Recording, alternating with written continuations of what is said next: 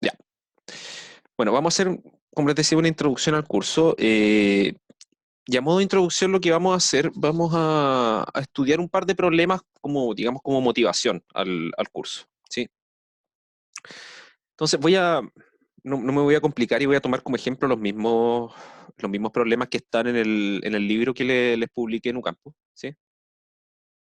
No sé si alguno de ustedes ya le pudo pegar una miradita así por encima. No espero que lo hayan hecho, pero les pregunto por si acaso. Ahora lo estoy viendo, profe. Ya, Lo tengo aquí al lado. ya, mejor. Así vamos literalmente en la misma página. Eh, Mira, lo que pasa es lo siguiente. Supongamos que vamos a tener una empresa, ¿sí? Que tiene una máquina con la cual yo tengo acá uno de estas típicas placas de circuito y necesito perforarlas, ¿sí? Porque al momento de soldar componentes yo necesito hacer perforaciones en algunos puntos específicos de esta plaquita, ¿sí? De la cual yo voy a conocer las coordenadas, sé dónde tengo que hacer los hoyitos, ¿sí? Ahora, esta máquina tiene un taladro, ¿sí? Que lo voy a dibujar acá al lado, ¿sí? Me va a quedar re feo el dibujo, pero tiene un taladrito chiquitito. Ya, esta cosa de acá, créanme o no, es un taladro, ¿ya? Eh, y que es un taladro que funciona en vertical. Entonces resulta que ese taladro va a tener la capacidad de moverse en una cierta dirección, ¿sí? Y la placa se va a mover en la dirección ortogonal, ¿sí? O sea, una se mueve, digamos, si yo viera esto en el plano, el taladro se mueve en vertical y la placa se mueve en horizontal, ¿sí? Mi objetivo es el siguiente. ¿De qué manera, considerando esos dos movimientos, debo taladrar para minimizar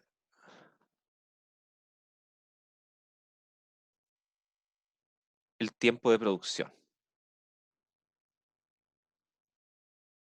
Sí, porque a mí me gustaría, obviamente, tratar de cada placa taladrarla en el menor tiempo posible, porque así produzco más y gano más plata y esas cosas del capitalismo, ¿sí? Entonces, la pregunta es cómo hacerlo. ¿Qué es lo que voy a tener yo como información previa? Bueno, primero, el tiempo que se demora el taladro en bajar y subir, ese lo vamos a dejar fijo y vamos a decir esa cuestión ya no es optimizable, ¿sí? Eso ya no depende de nosotros, depende de la máquina que compramos, no puedo hacer nada más. La velocidad con la que la máquina mueve horizontalmente la placa y vertical en este plano, ¿sí? El taladro, tampoco lo podemos manejar, eso ya es parte de la maquinaria, ¿sí? Entonces, dada la maquinaria que yo tengo, la pregunta es cómo minimizo el tiempo de producción. Para ello, lo que tendría que hacer es encontrar eh, de qué forma óptima yo puedo enumerar estos, estos puntos donde tengo que perforar, de manera que el tiempo que demoro en taladrar sea el mínimo, ¿sí? En el fondo, encontrar un camino óptimo, ¿sí? Entonces, ¿qué es lo que nosotros vamos a conocer en este problema? Y eso es lo que vamos a denotar siempre así como input. Nuestro input va a ser lo siguiente, van a ser las coordenadas en el plano de los puntos a taladrar.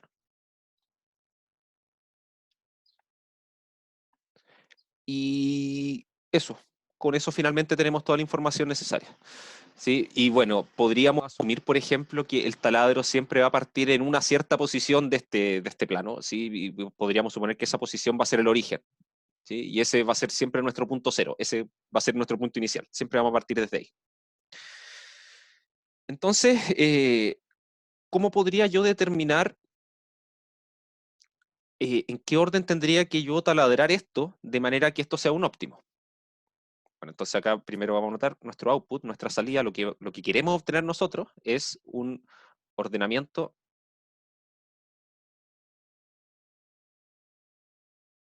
de los puntos que minimice el tiempo de producción.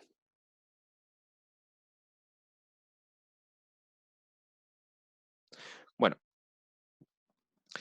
resulta que, como yo decía, la velocidad con que esta placa se va a mover en el plano horizontal y el taladro en la vertical de este sistema van a estar fijas, ¿sí? Yo no las puedo controlar.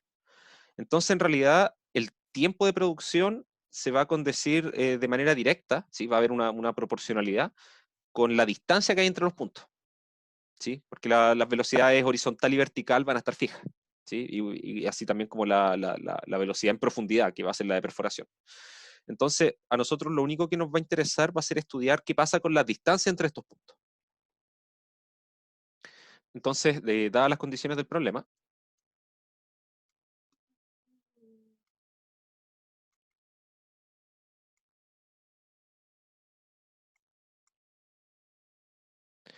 el tiempo de producción es proporcional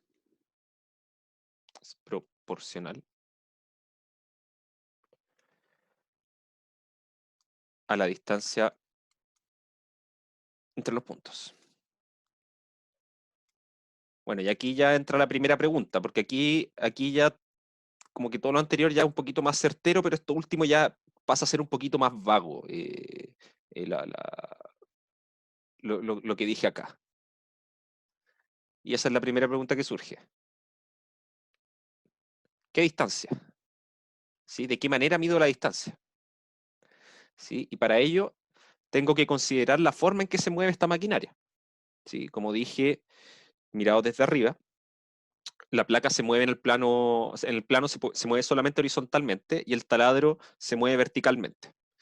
Entonces, fíjense que cuando yo voy a pasar de un punto a otro, voy a asumir que las velocidades estas son iguales, porque no hay motivo de que sea distinto en la creación de la máquina. ¿Sí? Finalmente, para llegar de un punto a otro, lo que me va a importar va a ser cuál de las dos distancias es más grande, si la horizontal o la vertical, ¿sí? En este plano. Porque como se mueven a la misma velocidad y simultáneamente, a medida que yo me voy moviendo, por ejemplo, para pasar de este punto de acá a este punto, me voy moviendo simultáneamente desde acá me voy moviendo horizontalmente hacia acá y verticalmente hacia allá. Pero como se mueven a la misma velocidad y simultáneamente, la distancia vertical, que acá, como lo estoy haciendo con las manos, es una distancia más corta, voy a llegar primero hasta arriba. Y ahí dejo de moverme verticalmente y sigo solamente con el movimiento horizontal. Entonces solo me va a importar cuál de las dos distancias es más grande. ¿Sí? Si el movimiento no fuese simultáneo, si es que tuviese que moverme primero en la dirección horizontal y después la vertical, ahí lo que me interesaría sería la suma de las dos distancias. ¿Sí? Entonces, vamos a trabajar con ese supuesto como los movimientos son simultáneos,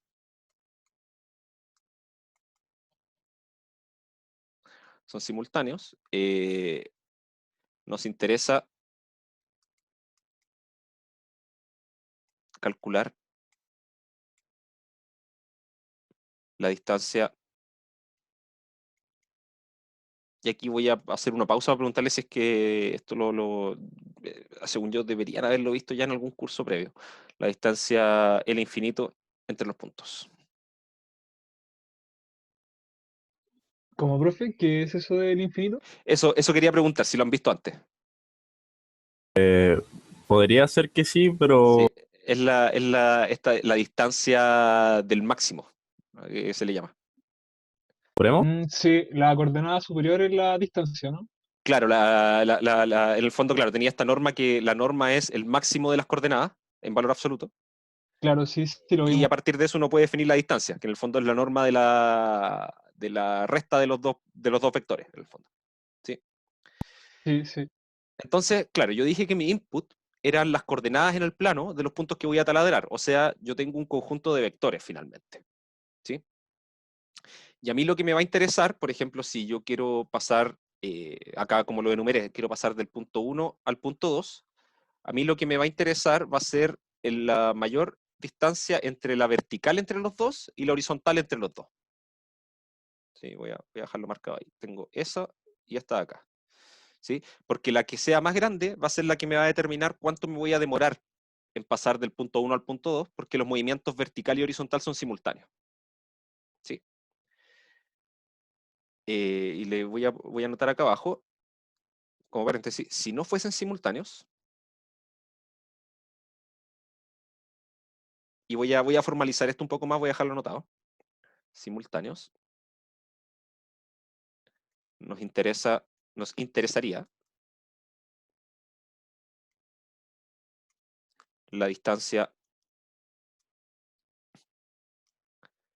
L1 entre los puntos. ¿Sí? Y esa es la que viene dada con la norma 1, que es la suma de los valores absolutos de las coordenadas. ¿Sí?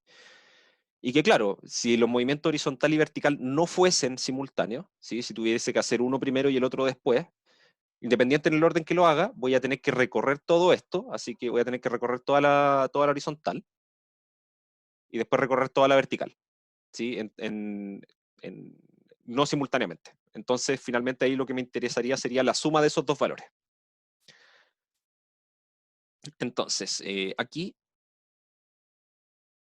estamos hablando de el plano R2 dotado de las normas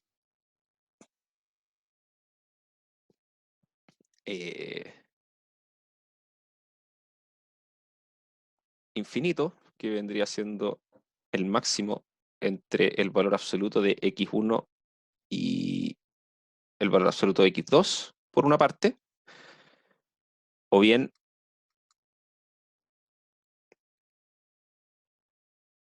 la norma 1, que es la suma, bueno, como son dos puntos nomás, así que lo voy a anotar así nomás.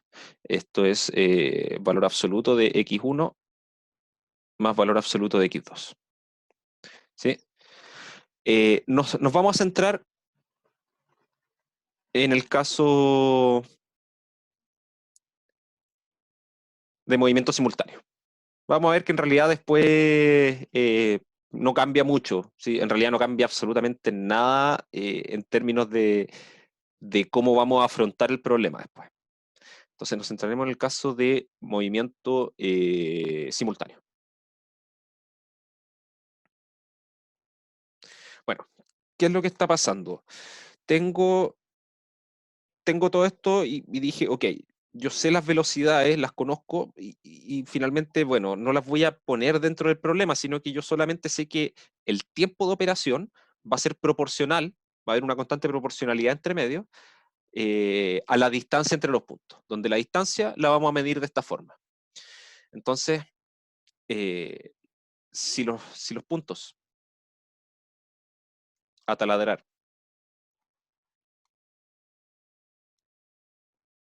están enumerados, lo escribí separado, que voy separado la escritura, CF, están enumerados como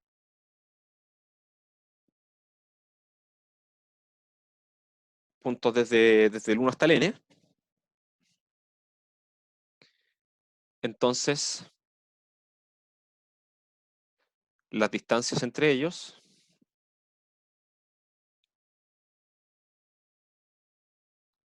vienen dadas por esta cosa de acá. Va a ser distancia entre un PI y un PJ, va a ser igual a la norma de PI menos PJ infinito, ¿sí? Que es lo que con la norma S infinito la que anoté arriba, ¿sí? Va a ser finalmente resto los dos vectores y le tomo valor absoluto a cada coordenada del resultado y me quedo con el máximo. Y eso es finalmente simplemente escribir en símbolo esto de acá, de ver qué es más grande, si esta distancia horizontal o esta distancia vertical, ¿sí? Y eso lo puedo hacer para cualquier par de puntos.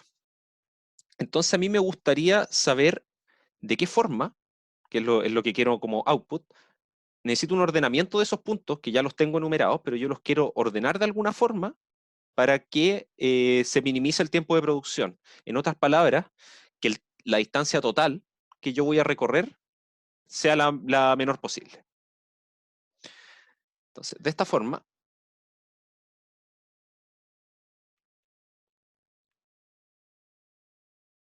nuestro objetivo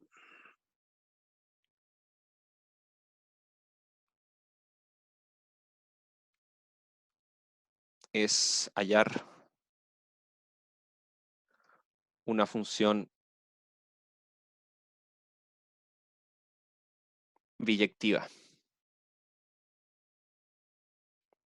pi que vaya desde el conjunto desde 1 hasta n al conjunto desde 1 hasta n, que también una función biyectiva que sea así, tiene un nombre también, es una permutación.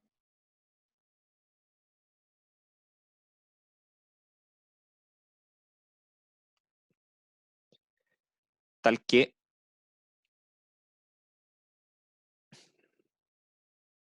la suma de i igual 1 hasta n, hasta n menos 1 de la distancia. Y aquí es donde esto es pura notación. Pi i más 1 menos, perdón, la distancia entre ese punto y el punto P, pi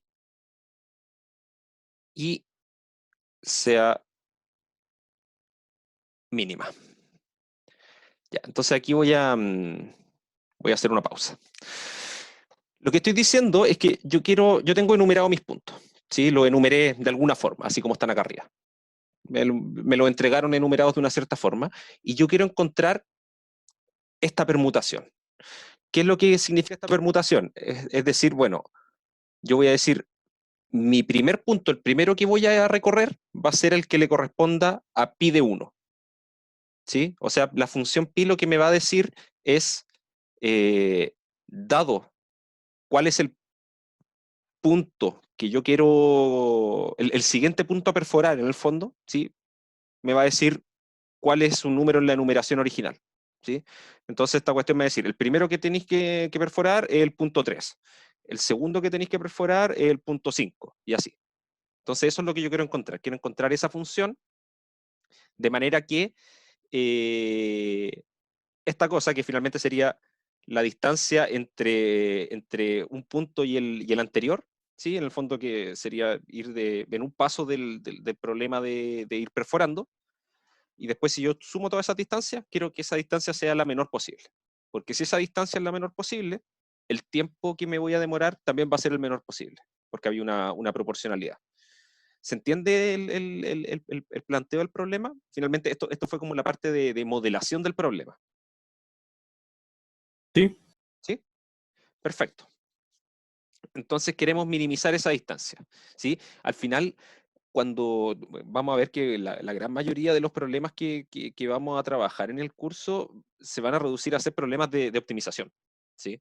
Porque ahí es donde más aparece el asunto de algoritmos, ¿sí? Finalmente los problemas de optimización por lo general requieren algún algoritmo porque suelen ser problemas muy complejos y lo más fácil es tener un algoritmo para poder trabajarlo en un computador, ¿sí? Ahora, yo quiero hacer eso. Ahora mi pregunta es,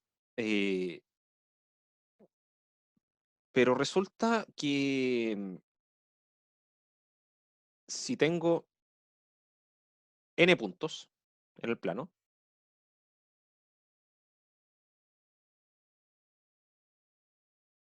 existen, y esto lo voy a anotar de esta forma, existen solamente, porque esto puede ser muy grande, n factorial formas de recorrerlos. ¿Sí? Porque, bueno, es de estas cosas de conteo. O sea, para el primer punto que voy a taladrar tengo n opciones. Una vez que taladré ese, para el segundo tengo n-1 opciones. Después de taladrar el segundo, para el tercero tengo n-2 opciones, ¿sí? Y así puedo ir siguiendo, y eventualmente eso me va a dar que la cantidad, la cantidad de formas en que puedo ir seleccionando los puntos para poder recorrerlos todos exactamente una vez es n factorial. ¿Y por qué lo escribo así? Como existen solamente n factorial formas de recorrerlo, porque es un número finito. Entonces, en la práctica,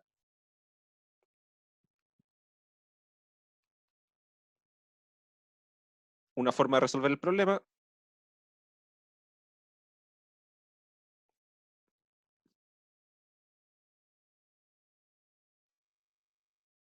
sería la siguiente.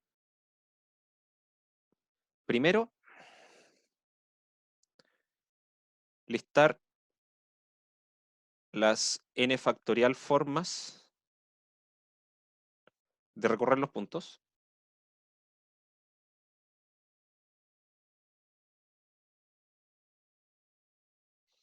Segundo, calcular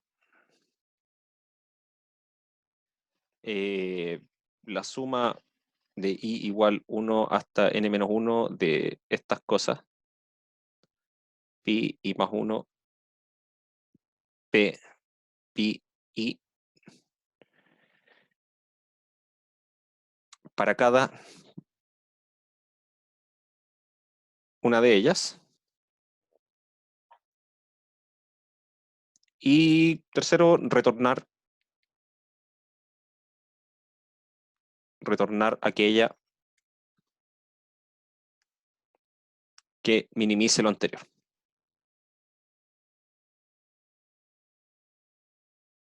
¿Sí? Suena sencillo, pero tiene un costo muy alto en tiempo. ¿Sí? Resulta que, primero, si yo tirara esto a un computador, y yo al computador le entrego estos n puntos, de partida tengo que decirle al computador alguna manera de obtener estas listas, estos órdenes de los puntos. ¿Sí? El computador no tiene una función predeterminada rápida que obtenga las formas posibles en las cuales puedo ordenar. ¿Sí? Ya, supongamos que encuentro una forma rápida de hacerlo. Ok, puedo tomar el listado de puntos y puedo escribir las n factorial formas de ordenarlos. Pero resulta que son n factorial formas. Y después para cada una de ellas tengo que calcular esta suma de distancia. Entonces resulta que, claro, ya si parto con 3 puntos, ya tengo 6 formas posibles de recorrerlo. ¿Sí? Ya parece ser un número grande. Pero ya si tengo 10, el factorial ya me hace demasiado grande. ¿Sí? Entonces, no es muy, digamos, conveniente hacerlo de esta forma, porque en cuanto a tiempo de cálculo va a ser una cuestión ridícula. ¿Sí? Este algoritmo de acá es el que podríamos llamar para este problema un algoritmo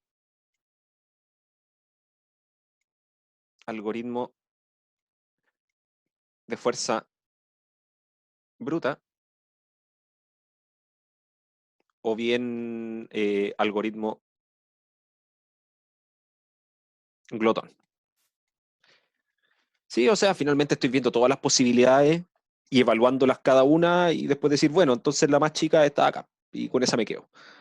Y que claro, sí, en los papeles funciona, pero de ahí a que sea práctico implementarlo, no, porque ahí es mucho el tiempo que se pierde en cuanto a procesamiento, ¿sí?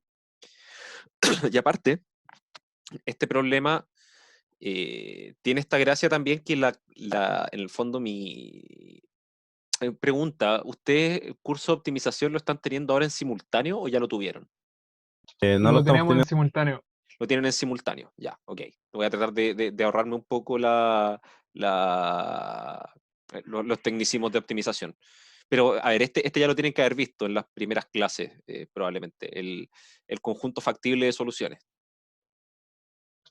Ayer tuvimos la primera clase, entonces no hemos visto mucho. Ah, no han visto mucho. Bueno, pero finalmente en un problema de optimización, el conjunto de soluciones factibles es es el conjunto de cosas que respetan las restricciones del problema, ¿sí? Y en este caso, para nosotros, nuestro conjunto de soluciones factibles son las permutaciones, ¿sí? La forma de recorrer los puntos, ¿sí? No me sirve de nada repetir un punto muchas veces en la lista, porque lo necesito taladrar una sola vez nomás, ¿sí? Entonces, la gracia que tenía este problema es que el conjunto de soluciones factibles era finito, ¿sí? Tiene muchos puntos, son n factorial, pero son finitos. Entonces puedo ver uno por uno cuánto vale la función que yo quiero optimizar, esta función objetivo finalmente. Esta acá, que termina siendo la función objetivo del problema. Y bueno, puedo evaluarla en todas las posibilidades y ver cuál es la mejor de todas, ¿sí? Pero me va a tomar mucho tiempo. Como les decía, este problema tenía esa gracia, que era finalmente las posibles soluciones son finitas. Entonces, tengo la opción de analizarlas todas, aunque me tome mucho tiempo, y después vamos a buscar alguna forma de ahorrarnos un poco de tiempo. Pero se podría. Vamos a ver otro ejemplo, donde eso ya no va a ser posible.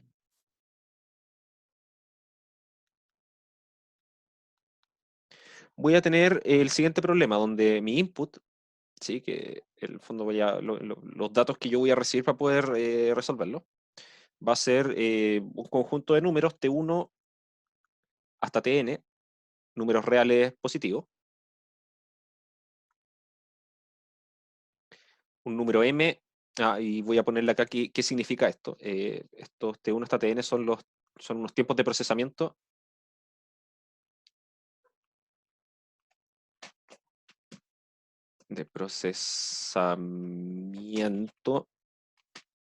de n trabajos. Sí, el tiempo que se necesita de alguien que esté haciendo el trabajo, sí, el tiempo total que se necesita para poder terminarlo. Un número m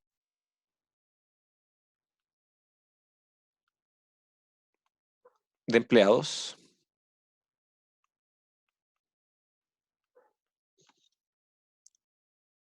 y conjuntos no vacíos. Y después voy a explicar bien todo el contexto de este problema. SI, que son subconjuntos del conjunto desde 1 hasta m. Trabajadores o de empleados, lo voy a poner igual.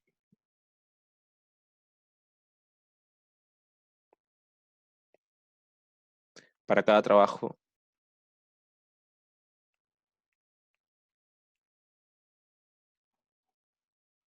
Y que esté entre 1 y n. Ya. Este es el problema de asignación de tareas. ¿Sí? Yo tengo una cantidad n de tareas que necesito realizar. Y yo sé que cada tarea requiere una cantidad de tiempo, cada tarea I requiere una tarea de tiempo, requiere una cantidad de tiempo TI para realizarse, ¿sí? Esos TI son estos tiempos que están acá. Al mismo tiempo tengo una cantidad de empleados, ¿sí? Los cuales voy a asumir que son todos igual de eficientes, ¿sí? Y que varios de ellos pueden realizar un mismo trabajo, ¿sí? O sea, no son monotask, ¿sí? O sea, pueden realizar varias cosas, pueden realizar distintas cosas, pero no al mismo tiempo, ¿sí? Entonces, eso es lo que representan estos conjuntos SI. En el fondo, para el trabajo I, yo voy a tener un subconjunto acá de entre 1 y m, ¿sí? Que en el fondo van a ser los índices de los empleados que pueden realizar esa tarea, que pueden realizar la tarea ahí, ¿sí?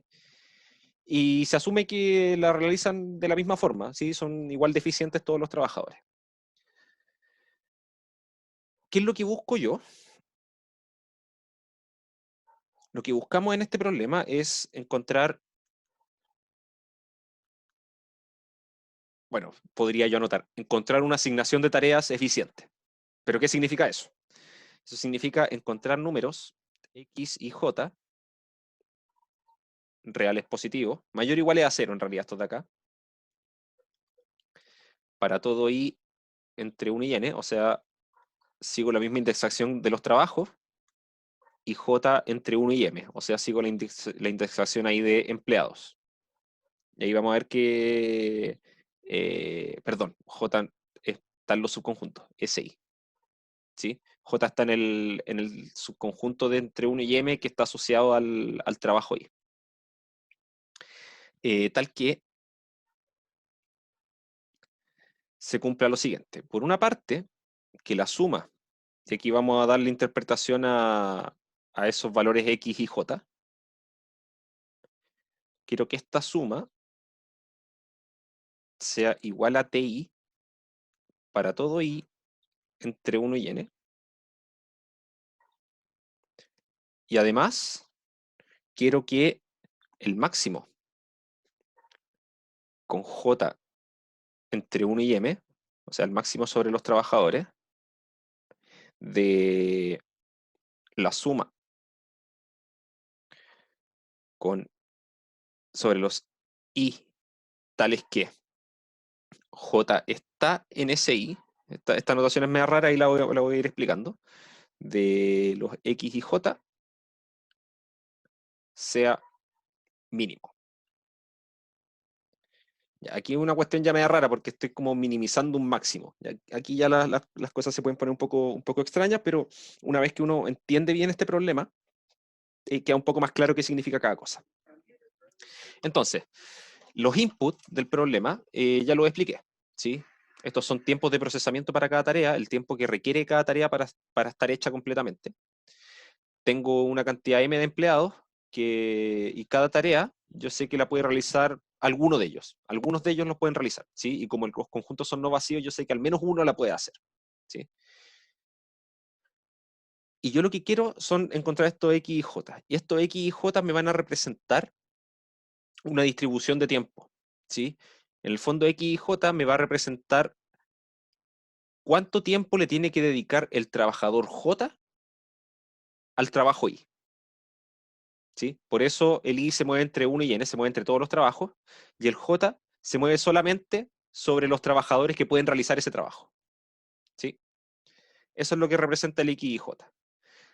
Por lo mismo, lo que voy a pedir es que para cada trabajo, ¿sí? Para cada I entre 1 y N, voy a pedir que si sumo estos valores sobre J, o sea, sobre todos los trabajadores que pueden realizarlo, me dé igual al tiempo de procesamiento del trabajo. O sea, esta restricción de acá, lo que me está diciendo es asegurando que todos los trabajos se realicen.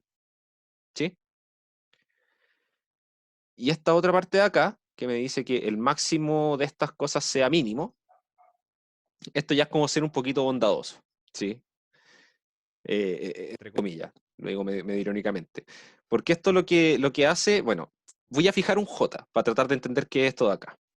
Fijo un J y esta suma que está acá adentro no es exactamente la misma que está acá, sino que acá lo que voy a hacer es sumar esos tiempos, pero sobre todo todos los trabajos, tales que los pueda realizar el trabajador J. ¿Sí? O sea, fijo un trabajador y sumo el tiempo que invierte en cada uno de los trabajos. ¿Sí? Entonces, esta suma de acá, en el fondo me está diciendo cuánto es el tiempo que trabaja el trabajador J. ¿Sí? Y después lo que estoy haciendo es tomar el máximo sobre los trabajadores. O sea, estoy acá calculando cuánto tiempo es lo que trabaja el trabajador que más trabaja. ¿Sí? Y después de eso estoy pidiendo que eso sea lo mínimo posible. ¿Por qué? Porque así me aseguro que no hay alguien que lo tiene de Perkin y está haciendo todo. ¿Sí? Básicamente esa es la idea. ¿Sí? En el fondo por una cuestión de buena distribución de tareas. ¿Sí? Porque si el que trabaja más trabaja poco, significa que todos los demás tampoco trabajan muy poco. Igual tienen que cumplir una cierta cuota de trabajo porque los trabajos se tienen que realizar en un tiempo. ¿Sí? ¿Se entiende? Sí, sí. Perfecto.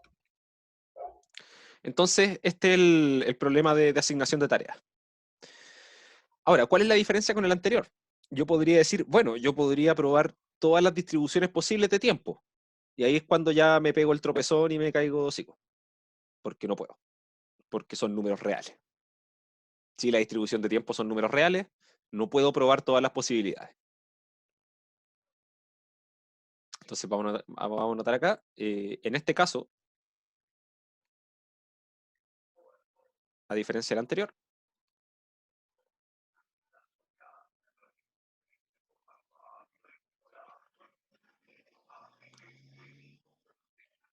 no es posible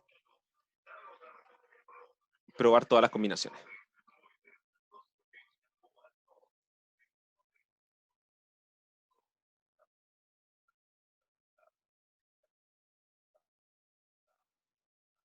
Ahora, este problema, si bien no está, digamos, escrito de esa forma, sí puede ser representado con matrices, ¿sí?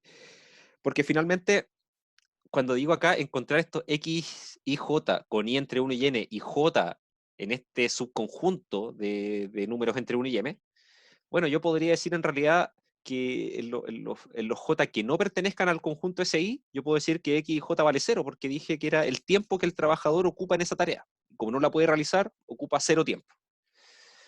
Entonces, finalmente, lo que estoy tratando de encontrar son valores de X y J con I entre 1 y N y J entre 1 y M, que eso los puedo representar mediante una matriz, ¿sí? Y que finalmente las otras dos partes del problema, que en el fondo que esta suma sea igual a TI para todo I entre 1 y N, es una restricción, ¿sí? Una restricción del problema, de un problema de optimización lineal, de hecho. Y esto de acá es en el fondo mi función objetivo. Mi función objetivo tiene un máximo entre medio y la quiero minimizar, ¿sí? Al final, ese es el gran problema, que esto ya no es una función lineal, ¿sí? Si no, habrían técnicas un poquito más elaboradas para poder resolverlo, sino que acá ya se complica un poco porque hay un máximo entre medio, entonces queda una cosa media rara, ¿sí? Pero, ¿qué es lo que tienen en común estos dos problemas? Es esto de que finalmente hay una suerte de combinatoria entre medio, ¿sí? Hay una suerte de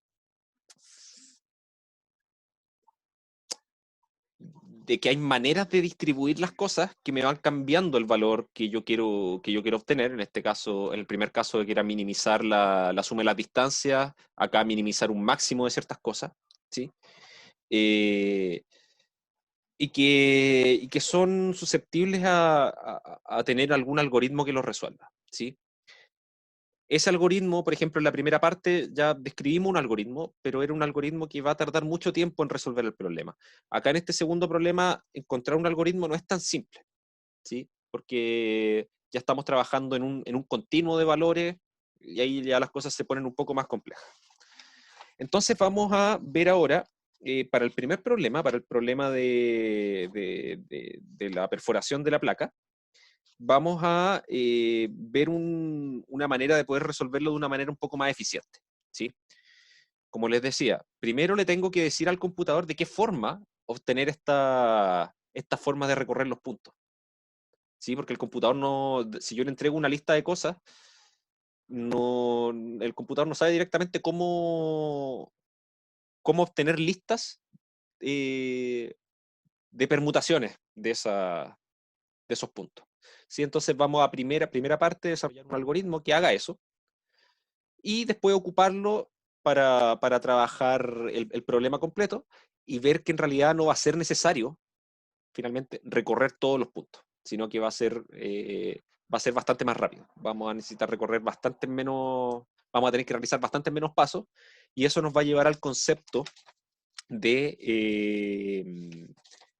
perdón, del tiempo de ejecución de un algoritmo. ¿Sí? Bueno, eso yo no se lo había mencionado, que yo en las clases hago más que nada para no estar tanto rato pegado en la pantalla y todo eso, hago pausas de unos 10-15 minutos en la mitad de la clase. ¿Ya? Así que ahora vamos a hacer esa pausa, vamos a continuar, a ver, son las 12:43, 5 para la 1, vamos a continuar. ¿Sí? Ahí, bueno, en este rato vean estas cosas que he mencionado y y les voy a consultar si es que tienen alguna duda cuando vuelva. ¿Sí? Ok, profe. Ok, entonces como decíamos, vamos a- a- a formalizar un poquito más esto del algoritmo que mencioné.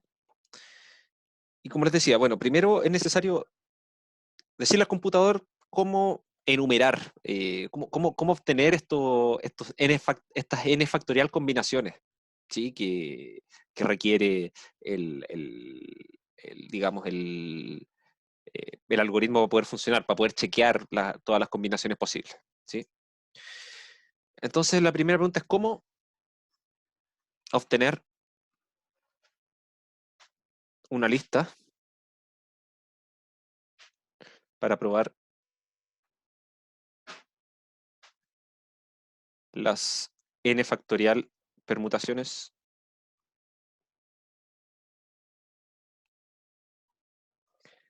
de n puntos. O sea, ¿cómo puedo obtener esas permutaciones? ¿Cómo las puedo ir listando?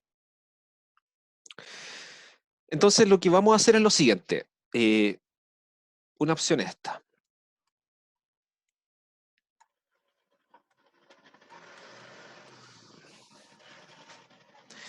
Puedo ir enumerando las siguientes combinaciones. Por ejemplo, voy a tomar primero el vector que tiene puros unos. ¿Sí? Vamos a ver que ese no nos va a servir. ¿Sí? Pero es para poder fijar una idea. Esto es de largo n. ¿Sí? Un vector con n unos. Ese va a ser digamos, nuestro primer punto a considerar como perforación. O sea, perforo el agujero 1 n veces. ¿Sí? Es una tontera, pero vamos a dejarlo ahí. ¿Por qué? Porque tengo que partir de algún punto para poder decirle esto al computador, para que el computador pueda ocuparlo de alguna forma. Segundo, voy a tomar el mismo vector, pero al último le voy a sumar 1. Voy a aumentarle en 1 el valor del último de allá.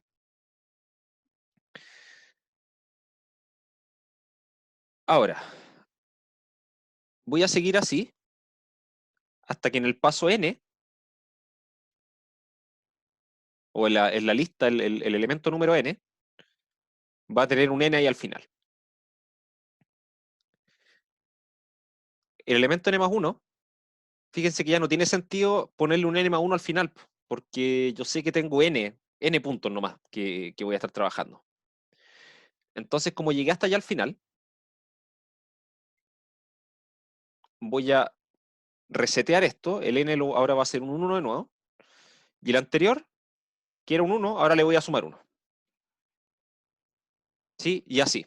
Entonces ahora el elemento n más 2 va a ser exactamente igual al anterior,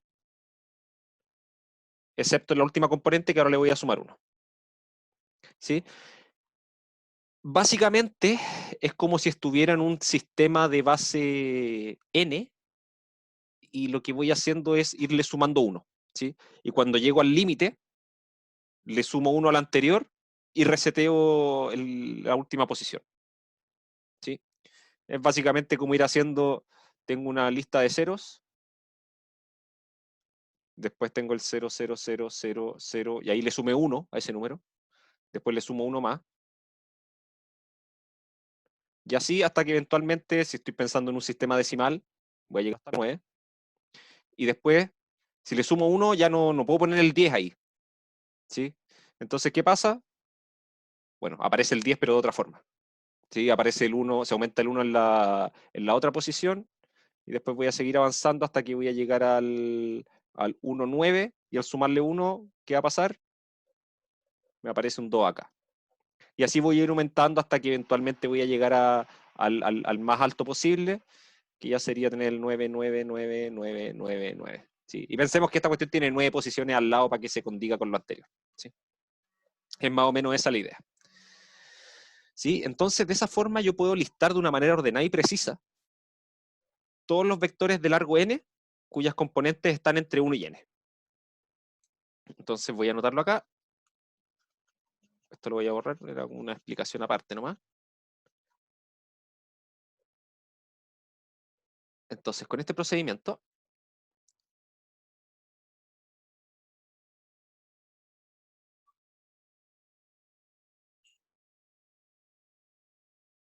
podemos enumerar,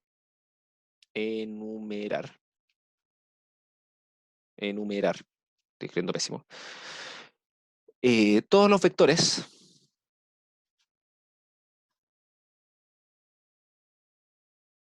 de largo n con componentes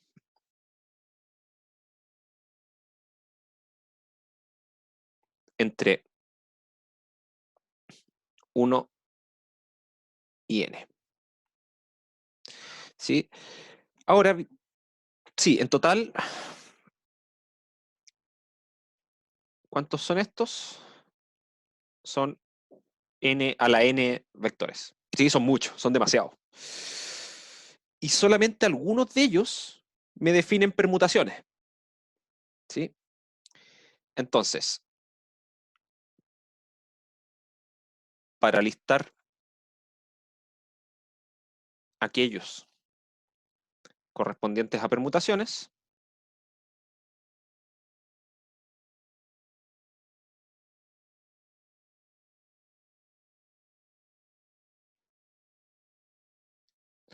realizamos lo siguiente.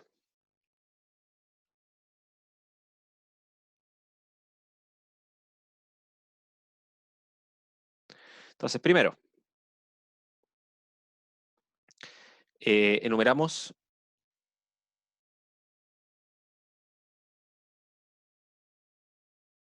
los vectores de el conjunto desde 1 hasta n a la n, ¿sí? ¿De qué forma? Como lo mencioné antes, eso se puede hacer, ¿sí? En el fondo ir listándolos de manera ordenada, ¿sí? Y que de hecho al anterior se le llama el orden lexicográfico, ¿sí? Finalmente yo sé que tengo un orden en los números y ocupo ese orden para después darle orden a los vectores, ¿sí? En el sentido que van aumentando sus coordenadas ordenadamente. Entonces lo enumero. ¿Puedo hacerlo en un computador? Sí. ¿De qué forma? Con el proceso que describí antes. Entonces ahí ya tenemos algo que se puede hacer. Segundo,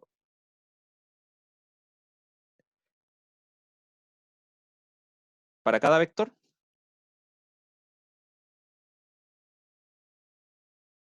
eh, voy a anotar algo un poquito más específico primero. Inicializamos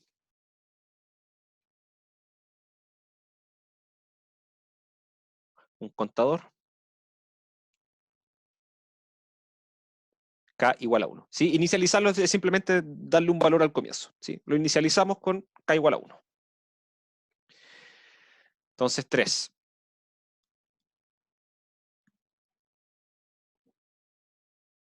Recorremos la lista que ya tenemos enumerada y vamos a tener estos pasos. 3.1. Si el vector corresponde a una permutación, y esto vamos a tener que dejarlo un poquito más específico cómo se hace, corresponde a una permutación,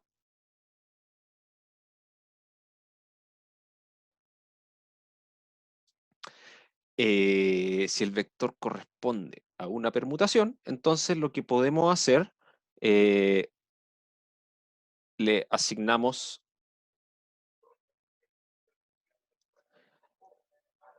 la numeración k y reemplazamos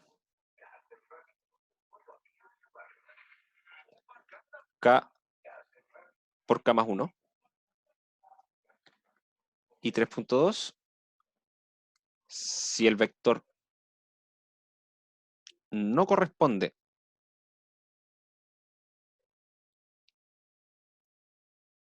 a una permutación,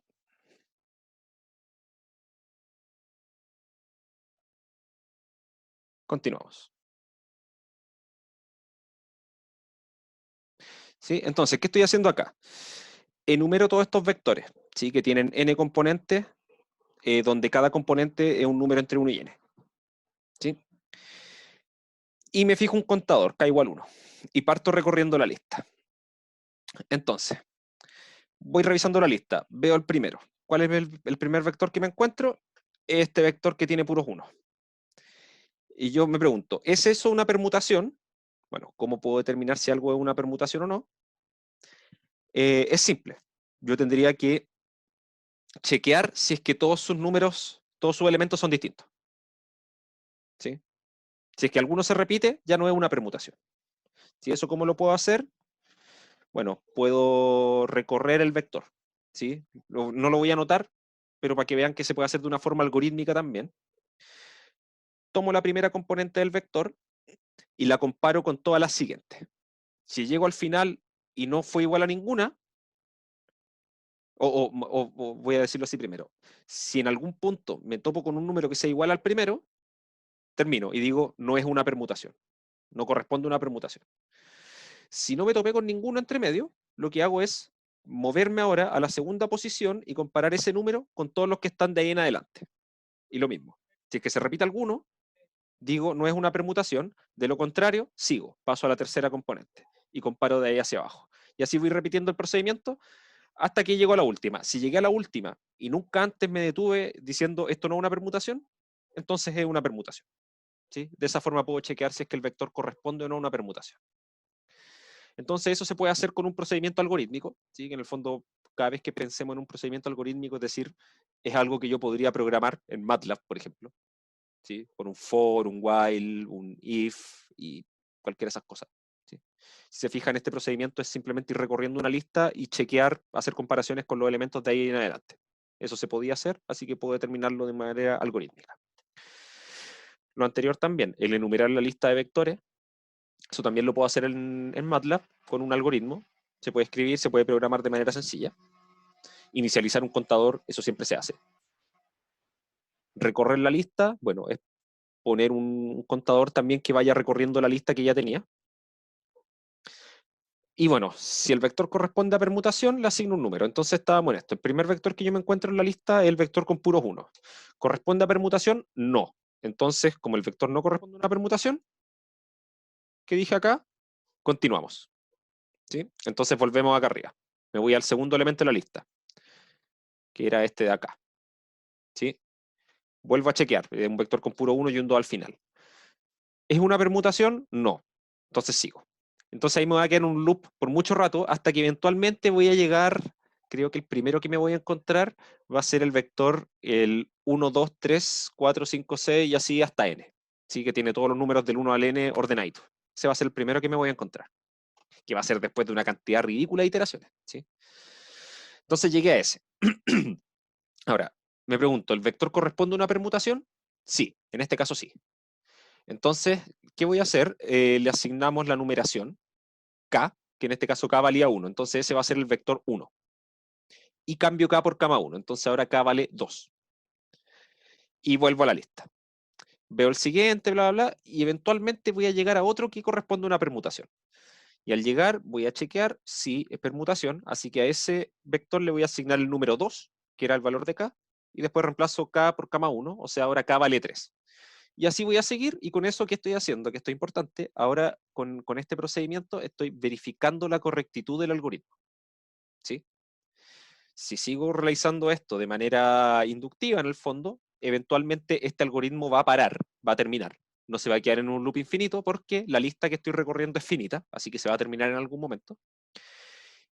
Y todas las cosas que fui agregando, que fui enumerando ahora, eran permutaciones. Y eso lo tengo asegurado por la definición del algoritmo. ¿Sí? Entonces el algoritmo es correcto. ¿Y este algoritmo qué es lo que hace? Vamos a ponerle acá, verificando la correctitud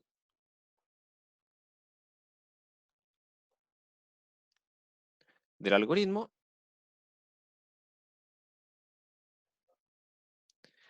Se ve que este entrega una enumeración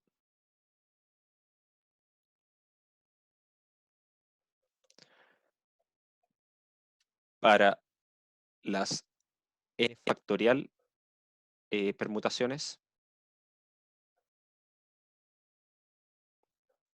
del conjunto de números desde 1 hasta n. ¿Sí? Así que, listo, puedo hacerlo. Bueno, y ahora que las tengo todas enumeradas, las tengo una lista con esas permutaciones, puedo chequear a mano, o bueno, en el computador también. Yo tengo las coordenadas de los puntos, puedo calcular distancia en el computador también. Entonces puedo calcular cuál de ellas, cuál de esas permutaciones eh, es la que minimiza la suma de las distancias. Para concluir, podemos calcular la suma desde i igual 1 hasta n-1 de d de p pi i más 1 p pi i para cada una.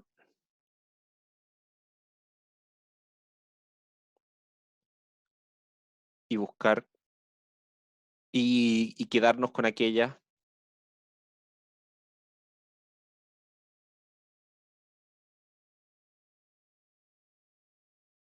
que minimice.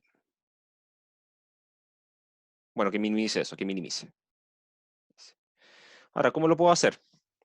Tomo la primera, calculo esto. Y digo, bueno, este va a ser mi mínimo. ¿Sí? Entonces dejo mínimo marcado como el primer punto. Paso al segundo. Calculo esto de acá. Si es menor que el anterior, lo marco ahora como mínimo y continúo.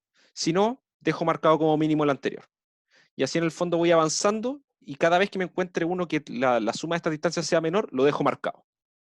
Cosa que cuando termine de recorrer esta lista, con las n factorial permutaciones, el que me quede marcado va a ser el que minimiza y va a ser la solución del problema. ¿Sí? Eso también es un procedimiento algorítmico, eso se puede hacer.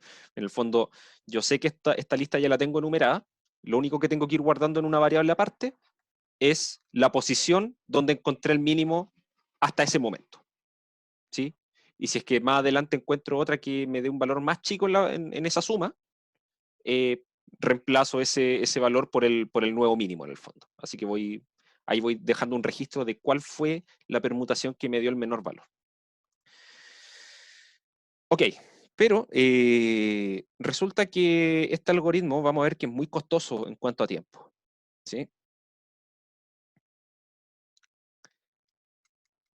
Entonces, este algoritmo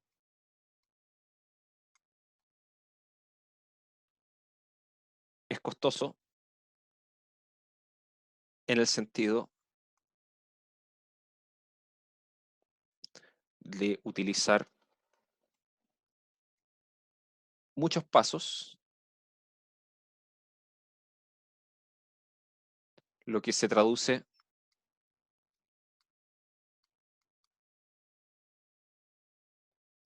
en mucho tiempo. ¿Sí? Entonces aquí vamos a dar una definición. Se define el tiempo de ejecución a grandes rasgos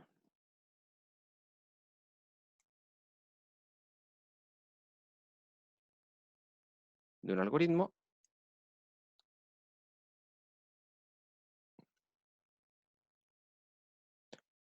como la cantidad de pasos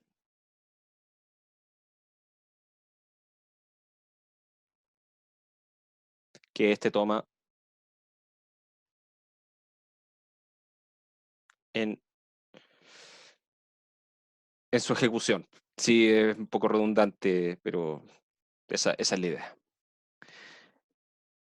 Entonces, si yo empiezo a analizar este algoritmo, la primera parte era enumerar todos los vectores de n componentes con componentes entre 1 y n. Primero, una cosa importante acá, todas las asignaciones, las operaciones básicas, digamos sumas, multiplicaciones, todas esas cosas, son de costo 1. ¿Sí? Se dice que son de costo 1. Ahora, voy a enumerar todos estos vectores. Entonces, lo primero que tengo que hacer es crear este vector, que es un vector de largo n, con puros 1. ¿Sí? Lo que tengo que hacer entonces es armarme un vector y asignarle un 1 a cada una de sus variables. ¿Sí? Entonces, de partida, ahí ya son n pasos. ¿Sí? Para obtener el segundo, ¿qué es lo que hago? En el fondo le sumo 1. Es una operación. Después, para obtener el tercero, otra operación más. Y ahí voy sumando de a 1. ¿Sí? Pero resulta que al momento de llegar al vector que tiene puros 1, salvo en la última posición que tiene un n, ya hice, en el fondo, hice n más n menos un paso. ¿Sí? O sea, hice 2n menos un paso. ¿Sí? Eso, a grandes rasgos, si se fijan, si n es muy grande, entre 2n menos 1 y 2n es lo mismo. ¿Sí? No hay una gran diferencia. Pero la cuestión es que ahí recién llegué al punto de llegar hasta el n en esa componente. Y finalmente ese comportamiento lo voy a tener en todas las componentes. ¿Sí? Que voy a tener que ir recorriendo ahora, ya después, la penúltima componente va a ser un 2 y voy a tener que volver a recorrer en la última desde 1 hasta n. Después la penúltima va a ser un 3 y voy a tener que recorrer desde 1 hasta n, hasta que eventualmente la penúltima componente va a ser un n. Y ahora la tercera, la antepenúltima, perdón, se va a convertir en un 2 y las otras dos van a ser 1 y 1, y que se van a ir moviendo así, avanzando hasta n de manera correspondiente y así. Entonces, si ustedes se van dando cuenta de eso, esto no es solamente que vaya sumando n, bueno, sí va a pasar, pero ¿cuántas veces lo voy a hacer? Al final me va a aparecer un n también, ahí cada vez que lo sume, me va a quedar primero un n cuadrado cuando termine con la segunda componente, después me va a aparecer un n al cubo cuando termine con la tercera componente y así. Entonces ya cuando termine bueno, digamos con la última, que sería la primera en el orden que uno lo ve de izquierda a derecha, voy a haber hecho n a la n operaciones de asignación. ¿Sí? Entonces, esta primera etapa, solamente la enumeración de los vectores, toma n a la n pasos, a grandes rasgos. ¿Sí? Quizá con alguna diferencia, una resta de n o algo así, pero n a la n restarle n no es nada. ¿Sí? Es n a la n también. Vamos a dejar eso también un poquito más en claro, pero finalmente lo que nos va a importar va a ser como la parte de la expresión algebraica que crezca más rápido, porque esa es la que va a dominar finalmente. Entonces, solamente en la enumeración acá, ya hicimos n a la n pasos.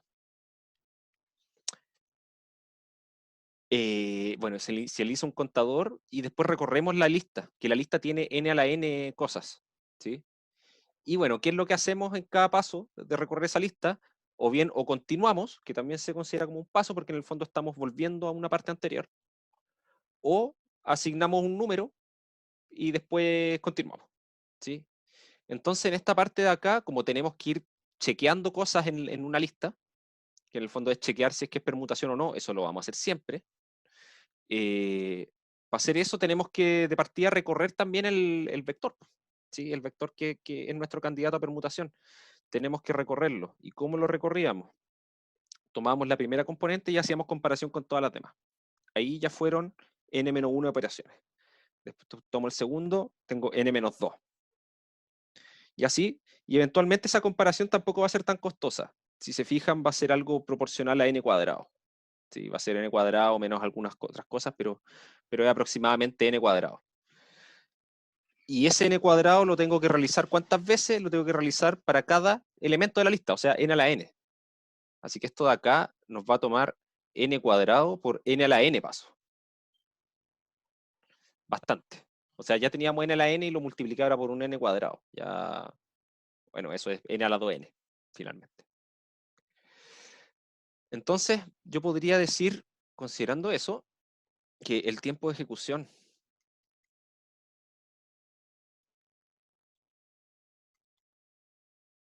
del algoritmo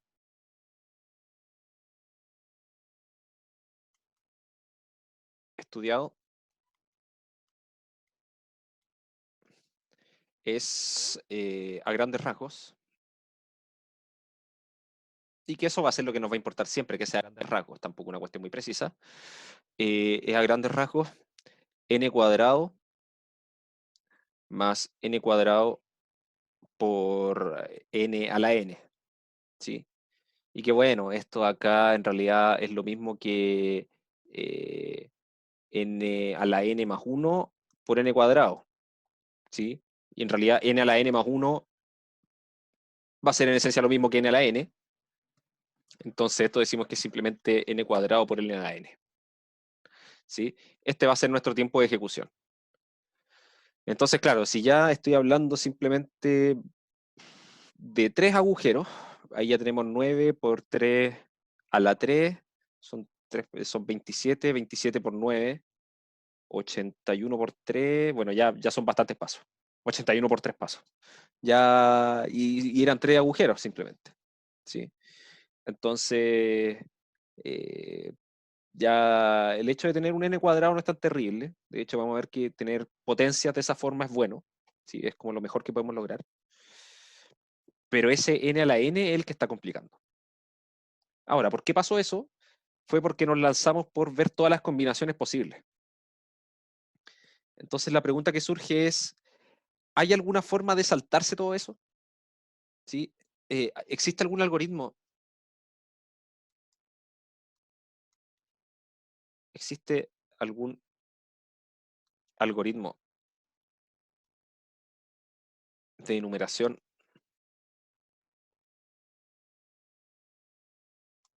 de, eh, de enumeración de, ¿cómo se llama? De permutaciones? Y aquí entra el nuevo concepto. ¿Existe algún algoritmo de enumeración de permutaciones más eficiente? ¿Sí? ¿Y qué significará más eficiente en este contexto? Va a significar que su tiempo de ejecución sea menor. ¿Sí? La respuesta es sí. Vamos a verlo en la próxima clase, pero el algoritmo que veremos se ejecuta en el orden de n cuadrado, perdón. Ah, sí, sí, sí, sí. N cuadrado, perdón, en el orden de n factorial. ¿Sí? Y finalmente después a eso le vamos a tener que agregar eh, perdón, no, perdón. No, si esto es n cuadrado por n factorial, sí, porque hay una comparación también entre medio. N cuadrado por n factorial. ¿Sí? Y que después a eso le vamos a aplicar el asunto de a cada una de ellas, hacer lo mismo que antes, a cada una de ellas calcularle el valor y obtener el óptimo. ¿Sí? Ahora, fíjense que solamente en enumerar las permutaciones posibles, igual estoy teniendo un factorial acá, y los factoriales igual crecen rápido. No crecen tan rápido como n a la n, pero igual crecen rápido. ¿Sí? Pues de hecho, no sé si se acuerdan de esto, pero lo voy a poner acá como recuerdo. El límite, cuando n tiende a infinito, de esto era n factorial partido por n a la n, es igual a 0. ¿Sí? Así que en realidad n factorial es considerablemente más pequeño que n a la n, ¿sí? Porque este límite se va a 0. ¿Sí? N a la n es brutalmente más grande. Pero así todo, en términos de si yo quisiera implementar esto, si la cantidad de puntos que doy al comienzo es muy grande, el tiempo que se va a demorar en procesar va a ser bastante, ¿sí? Y va a crecer como un factorial, que igual crece de una manera brutal, ¿sí? Va creciendo muy, muy rápidamente. Entonces, igual va a ser mejor el algoritmo, pero todavía no va a ser suficientemente bueno. ¿Sí? Y vamos a ver la próxima clase cómo hacer ese algoritmo y vamos a definir bien en detalle cómo se estudian los tiempos de ejecución de un algoritmo. Y les digo desde ya, este algoritmo en realidad, o sea, perdón, este problema, el problema del taladro de esta placa, no existe un algoritmo eficiente que lo resuelva. ¿Eficiente en qué sentido? En el sentido que su tiempo de ejecución sea un polinomio. ¿Sí? El mejor que existe, el mejor algoritmo que existe, no es este, no es el que tiene tiempo de ejecución n cuadrado por n factorial. Hay uno que es un poquito mejor, pero así todo no alcanza a ser un polinomio. ¿Sí? Y eso es porque este problema es un problema NP. ¿Sí? Que lo vamos a ver más adelante, vamos a ver la clase de problemas P y problemas NP, pero este es un problema NP. Entonces, ¿de dónde surge la dificultad? Es que necesariamente para poder obtener una solución voy a tener que recorrer, si no todos, una gran cantidad de los puntos. ¿Sí? Y esa cantidad va a crecer de manera muy rápida con la cantidad total de puntos que haya. ¿Sí? O sea, quizás si tengo 100 puntos, quizás yo voy a poder descartar algunos. O sea, voy a poder decir, por algún motivo, voy a poder con el algoritmo decir, bueno, no me conviene pasar, por ejemplo, nunca del punto 1 al punto 50. Entonces esa combinación la voy a eliminar.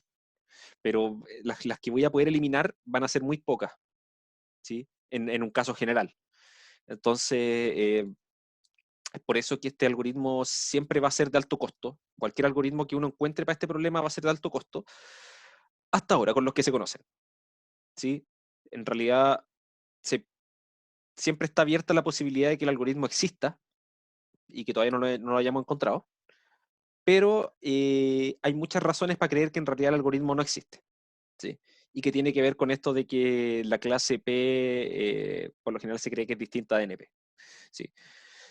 Pero esos son ya conceptos que vamos a ver más adelante en el curso y por ahora, esto es como a modo de introducción, esto es más o menos lo que nos vamos a centrar al principio del curso. ¿Sí?